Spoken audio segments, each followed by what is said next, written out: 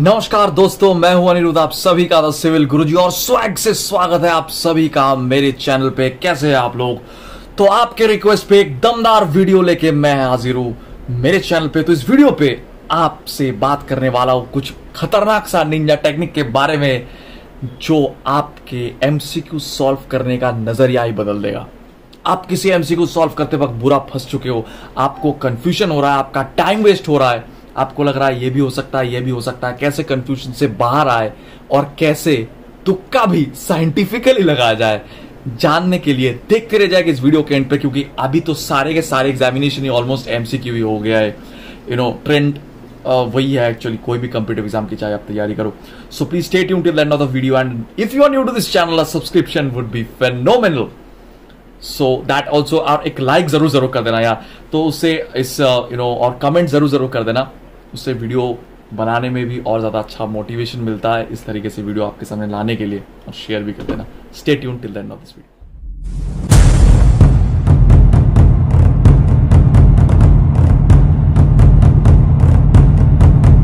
पहला टेक्निक जो मैं एक्चुअली ये स्पेशली एमसीक्यू के लिए नहीं है, सारे चीजों के लिए मैं बता रहा हूं, एक जनरल टेक्निक, उसके बाद मैं स्पेसिफिक बात करूंगा।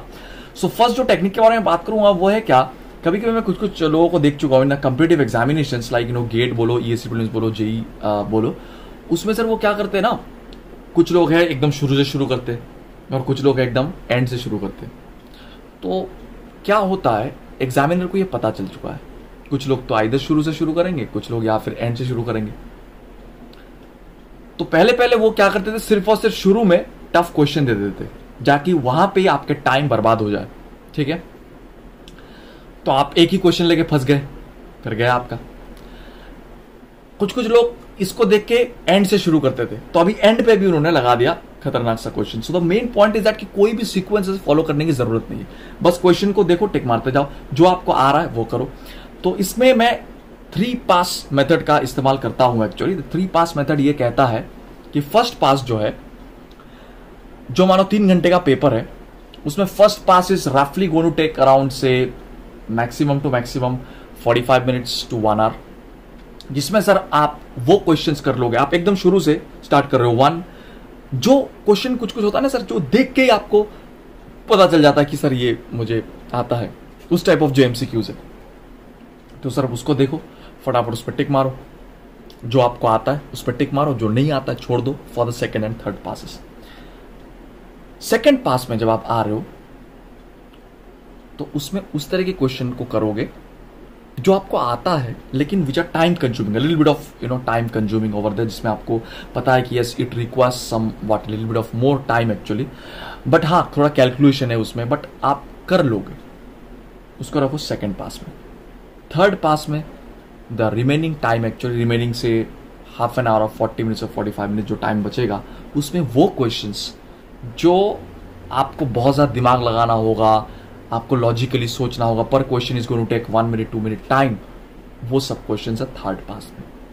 सो देयर इज नो सीक्वेंस, आप बस क्वेश्चन को शुरू से नंबर 1 से देखते रहो, 1 नहीं हो रहा है मुझसे, 2 नहीं हो रहा है, 3 नहीं हो रहा है, ओके फाइन, 4 हाँ हो रहा है, 5 नहीं हो रहा है, 6 नहीं हो रहा है, 7 हो रहा है, तुक्का मतलब तुक्का नहीं, मतलब बस जो बन रहा है, मतलब जो देख के आपको लग रहा है ना ये मुझे पता है, just go on ticking that particular thing till you reach that this particular methods, first pass, second pass and third pass. ये मेथड का इस्तेमाल करना एमसीक्यू सॉल्व करने में बहुत ही ज्यादा टाइम सेव करते हैं। और यहां पे एक चीज हमेशा सोचना, ये बोर्ड एग्जाम नहीं है, कोई भी एमसीक्यू का एग्जाम जो है कि आपको 100% अटेम्प्ट करके आना है। मोस्ट ऑफ द केस में नेगेटिव मार्किंग रहता है, तो आपका सिंपली कट जाएगा अगर आप गलत करोगे तो, और एक क्वेश्चन लेके बैठ जाओगे तो भी बहुत टाइम वेस्ट हो जाएगा। Coming up two point number 2। तो ये तो था जनरल एक टेक्निक, अभी बात करते हैं एमसीक्यू स्पेसिफिक टेक्निक में। सबसे पहला जो एमसीक्यू में आपको कंफ्यूजन हो रहा है, उस कंफ्यूजन से कैसे बाहर आए, तो इसमें मैं सबसे पहला जो टेक्निक के बारे में बात करूंगा वो है क्या सर, वो है, आपने केबीसी देखे होंगे, उसमें एक टेक्निक होता है सर 50-50 टेक्निक। एक ऑप्शन होता है ना कि लाइफ लाइन होता था, 4 लाइफ लाइन होते हैं, उसमें सर एक लाइफ लाइन होता है 50-50, जिसमें 2 ऑप्शंस को हटा दिया जाता है। यहां पे सर आइदर 2 या फिर एक ऑप्शंस को आप हटा सकते हो। कैसे सर? By elimination. मतलब से एलिमिनेशन मतलब ये हटाना, मतलब उसका मतलब क्या, देखो कोई एक वैल्यू जो कि बहुत ज्यादा बिजारे है, बहुत ज्यादा हटके है, अलग है, उस वैल्यू को आप हटा दो। फॉर एग्जाम्पल आपके 4 ऑप्शंस दिया हुआ है, ऑप्शंस आर लाइक 0.1, 0.2, 0.3, 0.4 और चौथा ऑप्शन दिया हुआ है 110, समथिंग लाइक दैट। तो समझ रहे हो, that is very odd man out. तो हो सकता है वो करेक्ट ऑप्शन है, but in 95% of the cases में जो भी आज बताने वाला हूं वो है मेरे पर्सनल एक्सपीरियंस से, जितने सारे क्वेश्चंस मैं करवा चुका हूं या फिर बहुत सारे हजारों लाखों क्वेश्चंस करते करते एक्सपीरियंस होता है, वही मैं बस आपके साथ शेयर कर रहा हूं और कुछ नहीं। तो ये सब जो बिजारे ऑप्शंस होते हैं, ज्यादातर इन मोस्ट ऑफ द केसेस वो ऑप्शन करेक्ट ऑप्शन नहीं होता है सर। ये पहला। दूसरा सर एक वो है, किसी भी क्वेश्चन में अगर आपको ऑल ऑफ द अबव या नन ऑफ द अबव दिखता है, तो यहां पे मैं 2 चीज बताऊंगा आपको।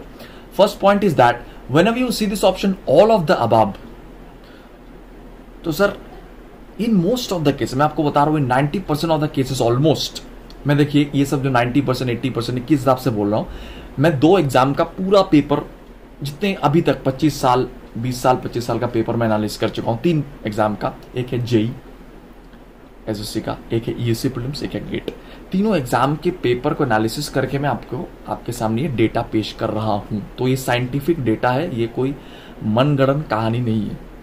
तो in most of the cases, in 80% of the cases I would say कि ऑल ऑफ द अबव और none of the above option अगर रहता है तो वो ही करेक्ट होता है। लेकिन कुछ लोग मैं देख चुका हूं ऐसे कि ऑल ऑफ द अबव जब देखते हैं तो उस पर जाके तुरंत छलांग मार देता है। आप देखना कभी कभी, क्योंकि उनको भी पता है कि भाई ऑल ऑफ द अबव होगा तो ये बंदा इसी पे आके कूदेगा। लेकिन sir all of the above अगर है भी क्वेश्चन आपके वहां पे, एंड सपोज सर आपके जो 4 ऑप्शन दिया हुआ, जो 3 ऑप्शन दिया हुआ, उसको थोड़ा पढ़ना एक बार। कभी कभी क्या करते हैं, जो 3 ऑप्शन से उसमें कोई भी मतलब हो ही नहीं सकता है। मैं आपको बताया था ना एक केस, पिछले बार भी मैं बता रहा था कि सर एक इंसान का नाम पूछा है, ठीक है, तो आपको वही मैं आपको बताया था शायद, I think I have given you that example, कि एक आदमी का 3 आतंकवादी थोड़ी है भाई, समझ रहे हो कुछ इंसान का होता है, एक इंसान का है बहुत सारे नाम, पर सर हर एक केस में तो नहीं होता है ना। लेकिन फिर भी सर आप all of the above option क्यों मारते हो, है ना, टिक मत मारो। नन ऑफ द अबव भी जहां पे होता है, तो in most of the case में देख चुके नन ऑफ द अबव भी ऑप्शंस होता है। लेकिन जो ऑल ऑफ द अबव वाले भी केसेस है, उसमें जरा ऑप्शंस को देख लेना, अगर वो मतलब एक दूसरे के मानो ऑपोजिट है तो बिल्कुल ऑल ऑफ द अबव नहीं हो सकता ना। समझ रहे हो कि इसका रंग क्या है, एक में लिखा हुआ है सफेद, एक में लिखा हुआ है लाल, एक में लिखा हुआ है नीला, लास्ट में लिखा हुआ ऑल ऑफ द अबव, तुम मार दिया ऑल ऑफ द अबव। अरे भाई एक ही तो कलर है ना, अगर बोलो सफेद है या फिर, समझ रहे हो आप।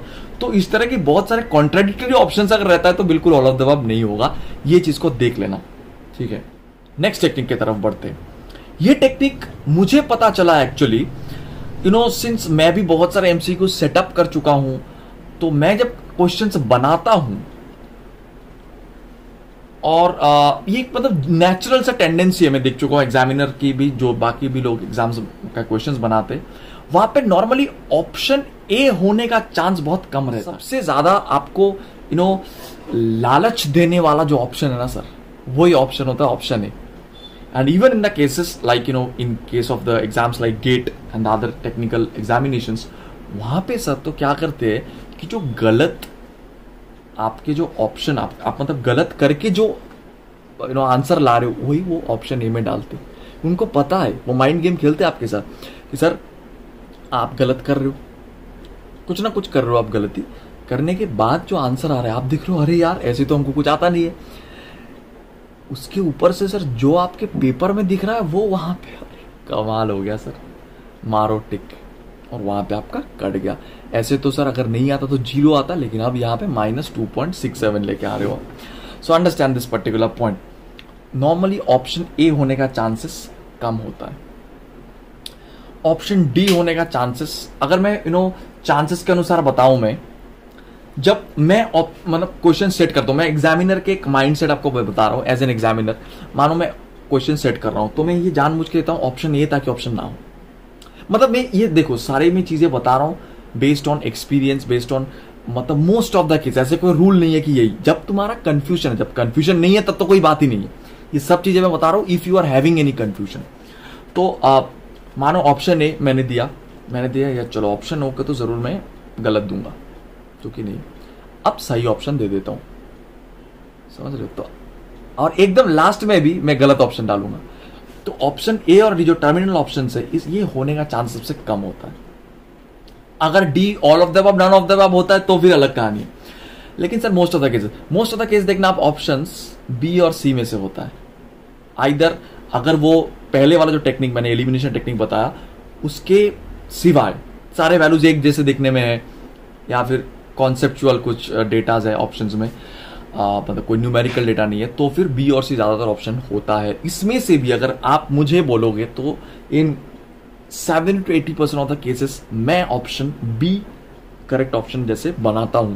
तो और मैं बाकी एग्जामिनर्स का भी देख चुका हूं कि वो भी ज्यादातर यही करते हैं, पहला ऑप्शन गलत दे देते, उसके बाद सही ऑप्शन दे देते, उसके बाद फिर दो ऑप्शन वो बना के खुद से देते। This in most of the cases. Again and again I am telling you, B and C के बारे में थोड़ा सोचना। अगर बिल्कुल भी नहीं आ रहा है आपके दिमाग में कि यार सर क्या होगा पता नहीं, मतलब ज्यादा टाइम वेस्ट मत करना, बी पे टिक मार के आ जाना।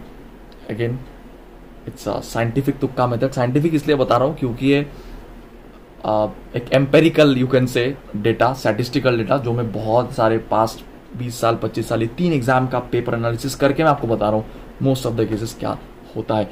तो इन द मीन वाइल मैं सिर्फ एक बात बताना चाहता हूं कि मेरे टेलीग्राम चैनल अभी तक सब्सक्राइब नहीं कर चुके हो तो फटाफट मेरे टेलीग्राम चैनल को सब्सक्राइब कर लो, क्योंकि वहां पे सारे के सारे मेरे जो ग्रेड अप के फ्री लेक्चर्स है और यहाँ पे भी जो ग्रेड अप यूट्यूब का जो वीडियोस है वो वहां के लिंक मैं सबसे पहले वहां पे शेयर कर देता हूं, ताकि आप सभी लोग उसका मजा उठा पाओ। And also do subscribe to this channel ताकि आपको नोटिफिकेशन मिल जाए। स्पेशली ग्रेड अप की जो फ्री क्लासेस है वो उसका जो लिंक है वहां पे शेयर कर देता हूँ, बहुत ही ज्यादा इंपॉर्टेंट है। टेलीग्राम चैनल को सब्सक्राइब जरूर कर लेना। Next trick to solve MCQs most effectively is that is कुछ वैल्यूज को याद रखना, कुछ वैल्यूज को। फॉर एग्जाम्पल √2 का वैल्यू कितना होता है, log3 का वैल्यू कितना होता है, this kind of things. Actually 10 to the power -0.1 का वैल्यू कितना, जिसमें आपको पता है कि जो क्वेश्चंस जो है वो आने वाला है, जिससे रिलेटेड क्वेश्चंस आ सकता है, उस तरीके जो वैल्यूज उसको डायरेक्टली याद कर लो। साइन का कुछ वैल्यूज, कॉस का कुछ वैल्यूज, ताकि आप इंटरपोलेट करके भी बीच का कोई वैल्यूज निकाल सकते हो। देखो आप बोलोगे सर याद कैसे करूं, आपको मैं 4-5 दिन दे दूंगा, पेपर लेकर आप बैठे रहोगे, याद नहीं होगा सर। इसके लिए मैं बहुत सारे टेक्निक बता चुका हूं आपको। आप जहां पे पढ़ते हो टेबल के नीचे कोई एक ऐसे जो अगर गिलास का प्लेट है कोई कांच का, उसके नीचे रख दो ताकि आप हरदम देखते रहो। ये अगर पॉसिबल है तो, या फिर दीवार पे चिपका दो, या फिर अगर दीवार भी नहीं है तो क्या करो, मैं आपको और भी एक टेक्निक सिखाया था। क्या टेक्निक सर? फोटो खींच लो एक A4 शीट में लिख के, और उस फोटो को सर एक वॉलपेपर के तौर पे सेट कर लो। कल ही शायद बता रहा था मैं अपने लाइव सेशन पे इस चीज को। तो फोटो को सर वॉलपेपर के तौर पे सेट कर लो, 7 दिन में याद हो जाएगा। या फिर व्हाट्सएप के वॉलपेपर कर लो सर, वहां पे तो देखते रहते हो ना व्हाट्सएप दिन भर, तो व्हाट्सएप भी करते होंगे, क्या करते हो है कि? तो सर डायरेक्ट जो वैल्यूज उसको याद करने का बहुत ज्यादा फायदा होता है, बहुत टाइम बच जाता है। और specially in the cases of calculations. For example कहीं पे मानो इस तरीके से आपका एक वैल्यू आया, मानो इस तरीके से आपको एक वैल्यू मिला है 9802 बाई पाई स्क्वायर इंटू 4। अब सर नॉर्मली ये सब वैल्यू देखोगे तो आपको पता नहीं क्या क्या है सर, 9802 बाई पाई स्क्वायर। अब पाई को आप 22/7 या 3.14 ये सब कुछ भी करके लिखोगे। लेकिन सर अगर आप जानते हो that pi square is equal to 9.8, pi square is equal to G, normally एक रूल होता है। तो सर आप पाई स्क्वायर को डायरेक्ट 9.8 पुट कर दो, 9.8 और ऊपर है 9802, मतलब ऑलमोस्ट 9800। तो सर 1000 हो गया, 1000/4 आंसर हो गया 250 रफली। इधर उधर होगा थोड़ा बहुत, आप देख लेना, देखते चलिए एक्चुअल आंसर कितना आ रहा है। तो जैसे कि आप देख पा रहे हो द एक्चुअल आंसर इज 248.287, तो रफली 250। तो इस तरीके से आप इस चीजों को बिल्कुल कर पाओ। Last but not the least boss, that is your practice. मैं बहुत सारे ऐसे लोगों को देख चुका हूं जो लोग बताते हैं कि I have a very good concept, मैं इतना कॉन्सेप्ट बहुत ज़्यादा बिल्ड कर पाया हूँ, समथिंग लाइक दैट। ये बोलने में तो सर अच्छा लगता है definitely, but frankly speaking in 80% of the cases the questions that you perform actually, that you able to do in the examination hall under that pressure are the questions that you have done or somewhat seen earlier. वही questions वहां पे बनता है sir, ये हकीकत है।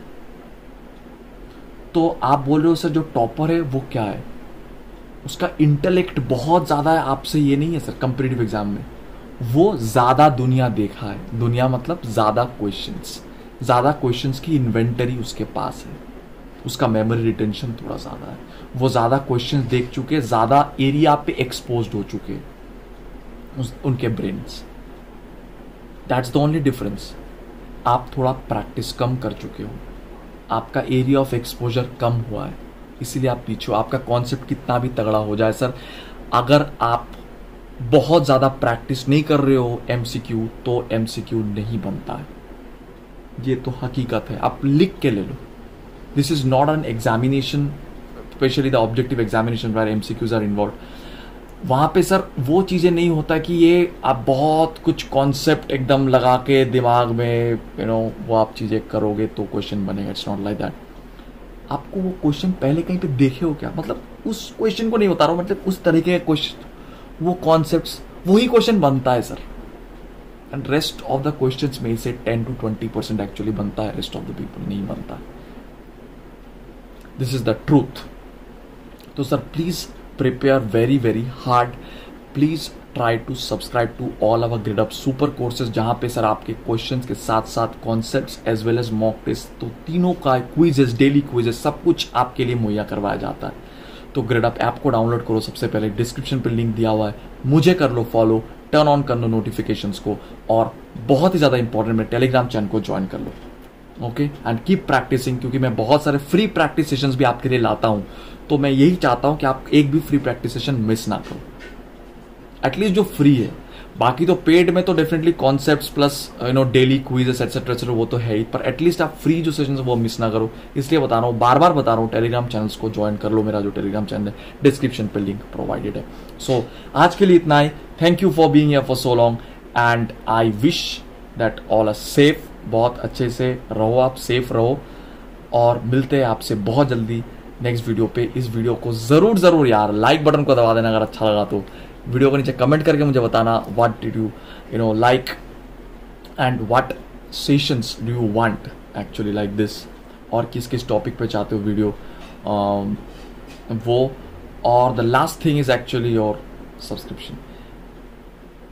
Subscribe जरूर कर लेना, ताकि ऐसे वीडियो लेके मैं जब भी आऊं आप सबसे पहले नोटिफिकेशन आपको मिल जाए, और आपका कमेंट्स भी मैं देख सकूं। Thank you for being here. This is Anirudh signing off. Till the next video, stay safe.